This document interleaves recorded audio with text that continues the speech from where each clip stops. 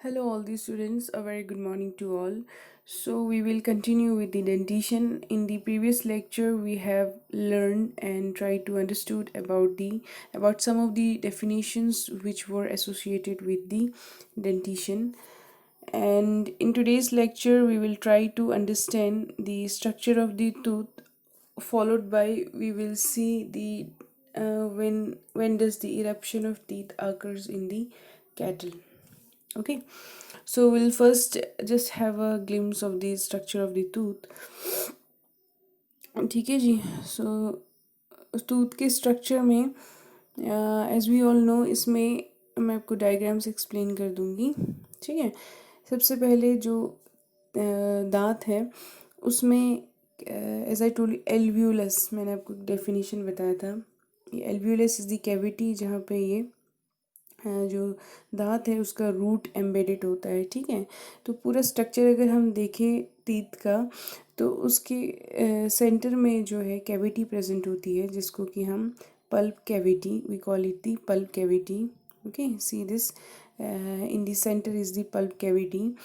इस pulp cavity को surround करता है जो structure we call it dentine. ये पिंक कलर का आपको दिख रहा है. This is the pulp cavity. This is surrounded by a structure known as the dentine. Right, both side में it is surrounded by a dentine. Dentine जो है ये हार्ड स्ट्रक्चर है, येलोइश कलर का होता है. ठीक है जी. एंड नाउ डेंटाइन डेंटाइन को क्राउन की तरफ, जैसे मैंने कहा था आपको कि टूथ का वो पोर्शन जो कि गम्स के बाहर हो that is the crown portion. ठीक है. एंड गम्स के इनसाइड जो एम्बेडेड पोर्शन है यानी कि जो रूट पोर्शन है उसको हम FANG fang we call it fang. Right. So dentine का portion which is out crown वाला जो पोर्शन है उसको सराउंड करता है जो आपको ब्लूइश वाइटिश ब्लू कलर का ये जो दिखता है. ठीक है. This is the animal. So animal वो स्ट्रक्चर है जो कि डेंटाइन के क्राउन पार्ट को सराउंड करता है and it is the hardest tissue in the body. Right.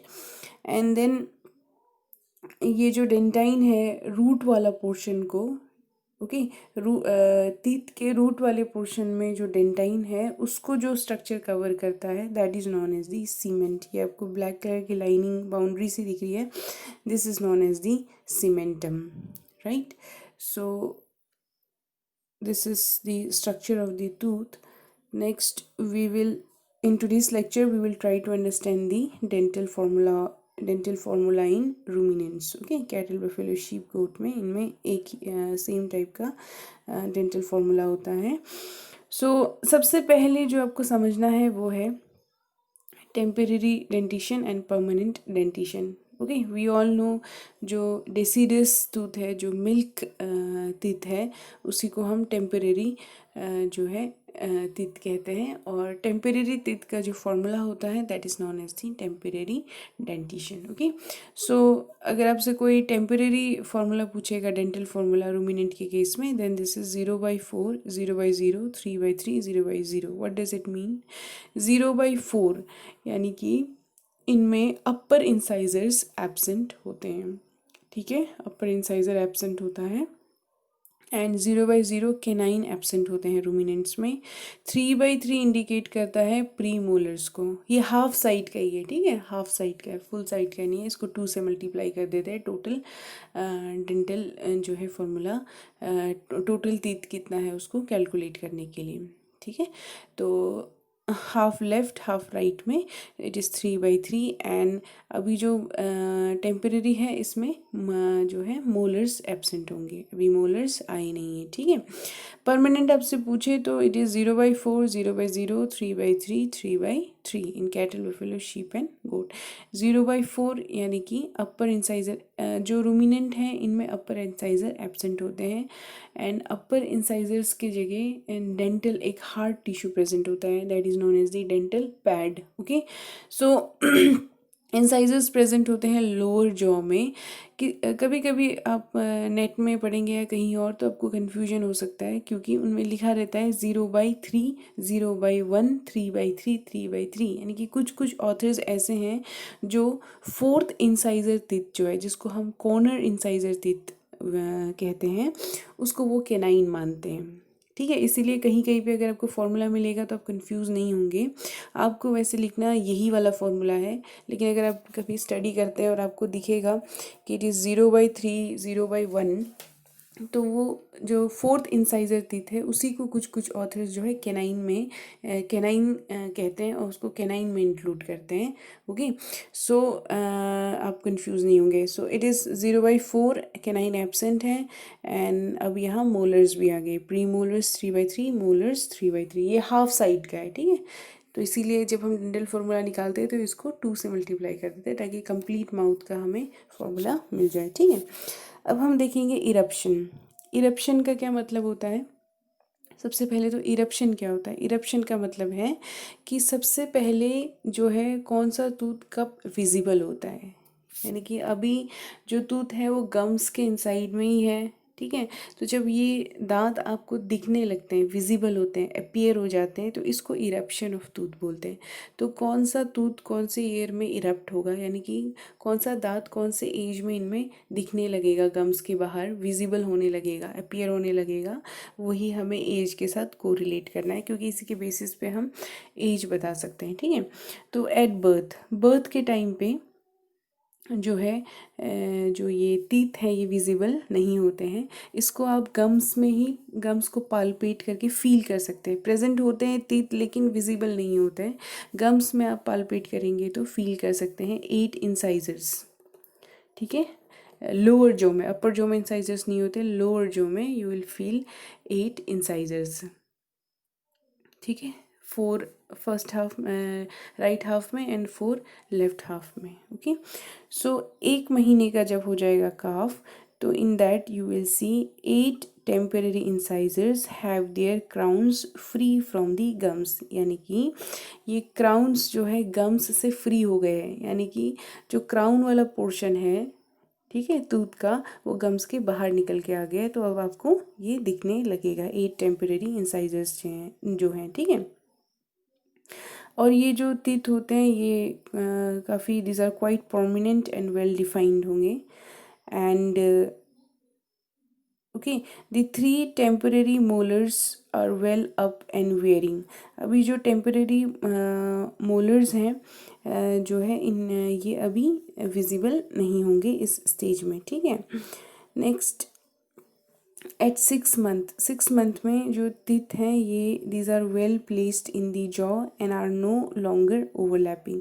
6 month में जो ये टीथ है ये जॉ में प्रॉपरली प्लेस्ड हो जाएंगे। ठीक है, तो जब एट बर्थ जो है गम्स के इनसाइड में ही है, आप सिर्फ पालपेट करके फील कर सकते हैं, लेकिन जब 1 मंथ का हो गया तो ये जो क्राउन है वो विजिबल होने लगता है, प्रॉपरली जॉ में प्लेस्ड हो जाता है at the age of 6 month. ठीक है, 1 ईयर में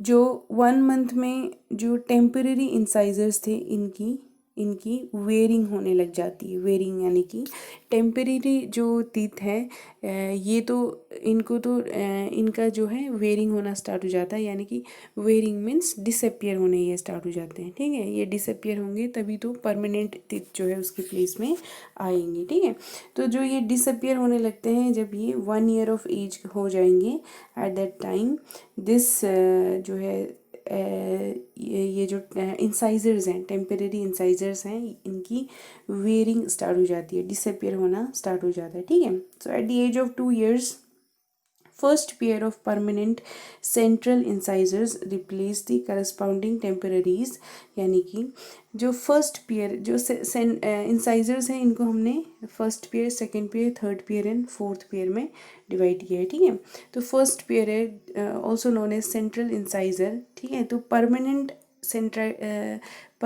सेंट्रल इंसाइजर जो है ये आने लग जाते हैं, तो इसकी जगह में जो टेम्पररी था वो उसका वो जो है उसकी वेयरिंग होने निकल स्टार्ट हो जाएगी। ठीक है, वो रिप्लेस हो जाएंगे।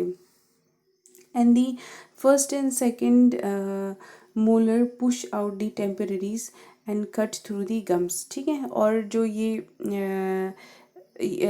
मोलर्स हैं, फर्स्ट एंड सेकेंड मोलर्स जो हैं ये भी टेम्पररी को रिप्लेस कर देंगे। ठीक है, and at the age of, जब एनिमल जो है 2.5 से 3 साल का होगा, ठीक है, तो जो second pair of permanent medial incisor जो है, ठीक है, मीडियल इंसाइजर जो है इसका जो यानी कि सेकंड पेयर जो है इसकी जगह जो है टेम्पररी वाला जो है वो रिप्लेस हो जाएगा, उसकी जगह परमानेंट वाला आ जाएगा।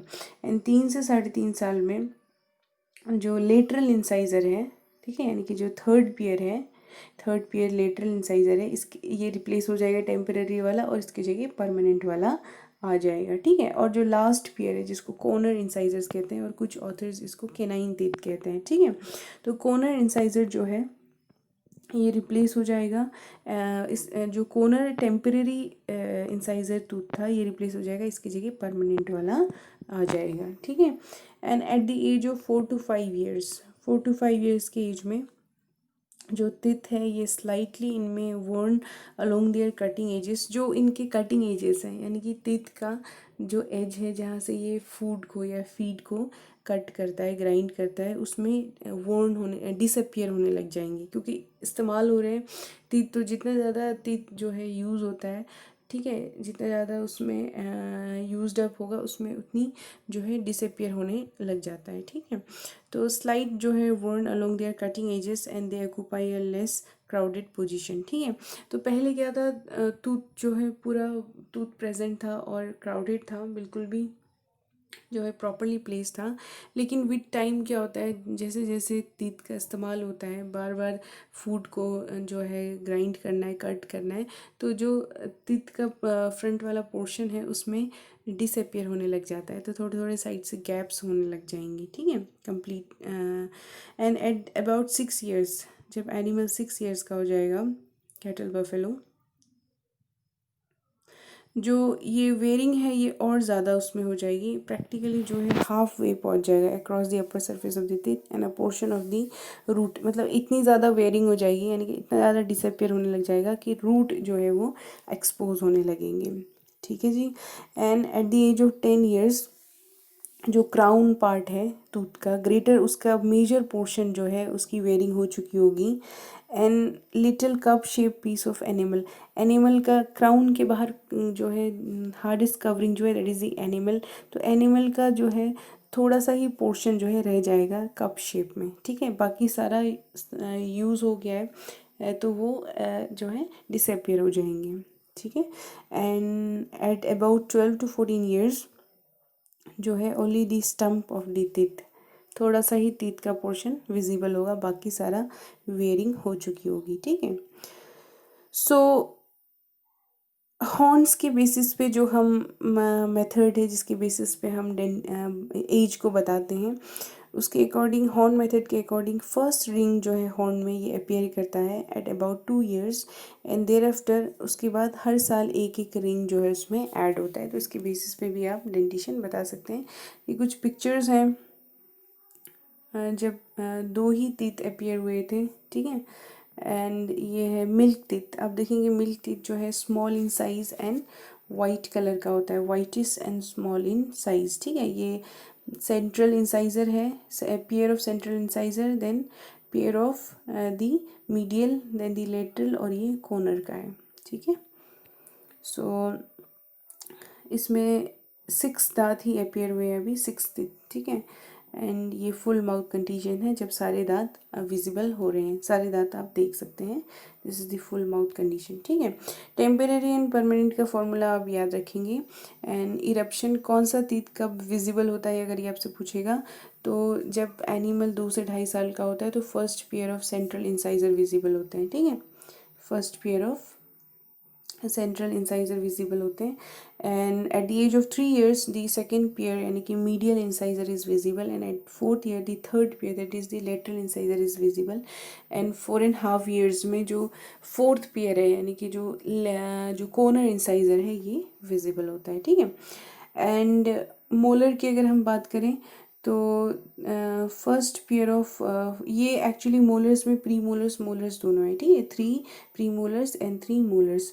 तो से जब 2 साल का होगा तब पहला पेयर ऑफ मोलर अपेयर होगा, 2.5 साल में second pair of molar, okay 3 साल में third pair of molar, 3.5 years में fourth pair of molars, 4 years में fifth pair of molars and 4.5 years में सिक्स पेयर ऑफ मोलर जो है ये विजिबल होने लगेंगे, ये अपीयर होने लगेंगे। लेकिन डेंटिशन हम, मैंने पहले भी कहा था, इंसाइजर टीथ के बेसिस पे ही हम डेंटिशन जो है एज को डिटरमाइन करते हैं, क्योंकि मोलर्स एंड प्री मोलर्स जो है ये इनसाइड की तरफ होता है, इनको इजीली आप बाहर से देख नहीं सकते, बट इंसाइजर्स टीथ को आप इजीली देख सकते हैं। मोलर्स एंड प्री मोलर्स को इजीली आप बाहर से देख नहीं सकते हैं, ठीक है। इंसाइजर्स को आप डायरेक्टली देख सकते हैं, तो इसीलिए हम इंसाइजर्स के बेसिस पे ही डेंटिशन को बताते हैं, ठीक है जी। So this is all about, thank you.